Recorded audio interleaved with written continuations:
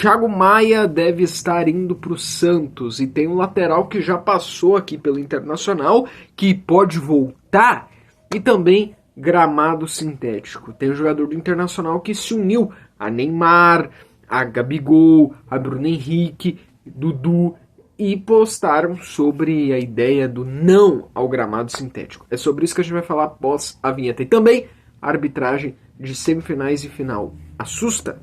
Vamos falar após a vinheta.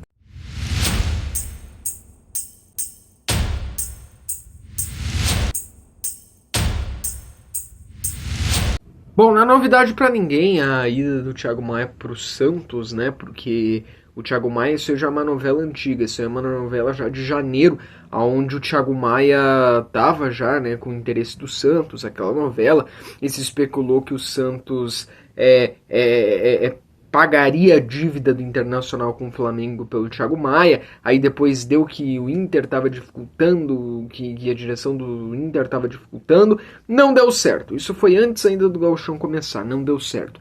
Aí agora veio de novo, né, a possibilidade, o Thiago Maia chegou a ser relacionado num jogo contra o Monson, ele chegou a entrar no segundo tempo, ele não viajou, não tem feito viagens para longe, por exemplo, para Ijuí, mas agora é mais forte, né? Agora tá mais quente esse negócio. O Thiago Maia não chegou nem a treinar hoje de manhã, e o Thiago Maia ofereceu, né? O Thiago Maia meio que tá se oferecendo para ir, o Thiago Maia quer ir. O Thiago Maia quer ir para o Santos. E agora é que o Santos deve pagar aquela dívida do Internacional com o Flamengo. Então o Internacional, na verdade, sai ganhando nisso. O Thiago Maia vai para o Santos paga a dívida do Inter com o Flamengo e fica tudo lindo, tudo certo para o time do Inter. É um negócio bom para o Internacional. O Thiago Maia, tá? Eu acho que ele não está no auge da carreira dele, já jogou muito mais, teve momentos ali bons no Inter, mas eu acho que não foi assim espetacular. Financeiramente, é a contratação que vai acabar boa para o Inter, porque daí o Santos paga as dívidas lá do Inter, mas não foi uma, nossa, que passagem espetacular, o Thiago Maia brilhou para o Internacional. Não, né?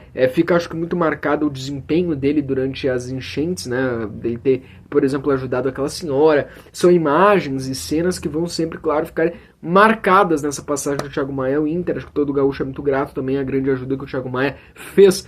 Mas, em campo, desempenhando futebol, talvez não foi a melhor passagem do jogador. Mas o Thiago Maia, de fato, não vem jogando bem. Não vem sendo um jogador que está tendo boas atuações, que está jogando bem. E aí não adianta a gente ter o cara aqui à força, a gente ter um cara aqui que não quer ficar aqui, a gente tem um cara que já tá com a cabeça lá em São Paulo, com a cabeça lá no Santos, não adianta de nada, tá?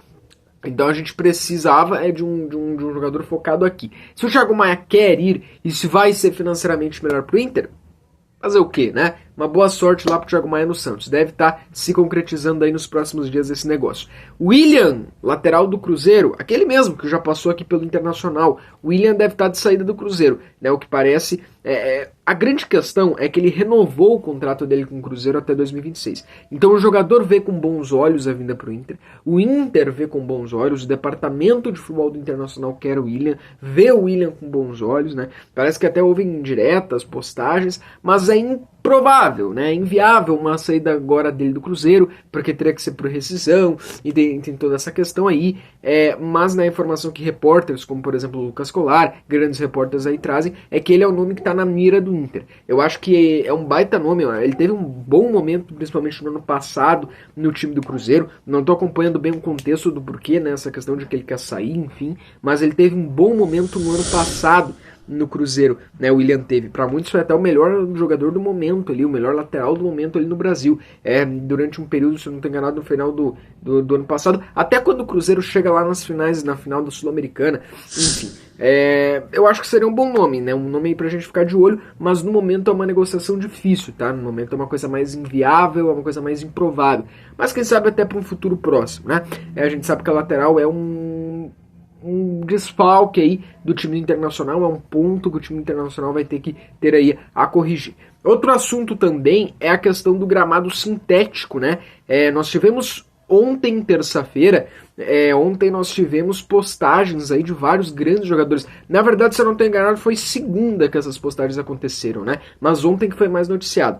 Grandes jogadores aí do futebol brasileiro, como por exemplo, Dudu, Gabigol, Bruno Henrique do Flamengo, o Felipe Coutinho, até mesmo o Neymar, né? O Neymar fazendo esses posts, e também do Internacional, o Alan Patrick, também postou. Que foi uma postagem igual, né? Esse mesmo banner que eu vou colocar aí, em todas as redes sociais de todos os jogadores.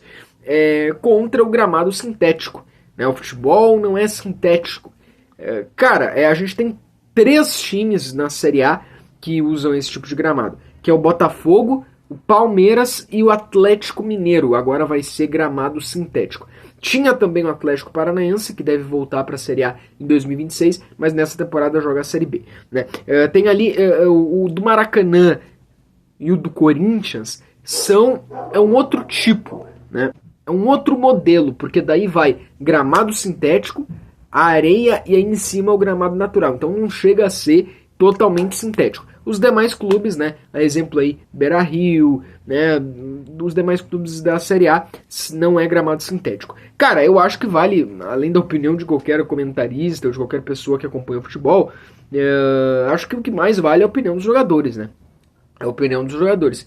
Se os jogadores que praticam a profissão, que jogam, dizem e fazem essa campanha de que o gramado sintético teria que acabar, de que o melhor não é gramado sintético, eu acho que o que prevalece acima de qualquer opinião é a opinião dos jogadores. Eu acho que o que tem que prevalecer acima de qualquer opinião é a opinião dos jogadores. Tá? Números, dados servem, né? Na verdade dizem que não tem dados suficientes que comprovam. Eu lembro até há tempos atrás que os jogadores do Palmeiras tinham reclamado do próprio gramado sintético. Se eu não estou enganado, o goleiro do Palmeiras no ano passado postou uma foto da chuteira dele. Então os próprios jogadores do Palmeiras em determinado momento já reclamaram, né? Que dizem que, por exemplo, como o Allianz Parque tem shows, teria que um gramado sintético é melhor para o Palmeiras ficar menos tempo fora do Allianz Parque. Cara, é difícil imaginar que exatamente o Palmeiras, o Atlético Mineiro vão mudar a ideia, ainda mais o Atlético Mineiro que está colocando agora. Eu acho muito difícil imaginar que esses clubes vão voltar atrás, que esses clubes vão não querer mais ter o gramado sintético, né? Até porque não é proibido, a FIFA, a CBF, tudo liberam.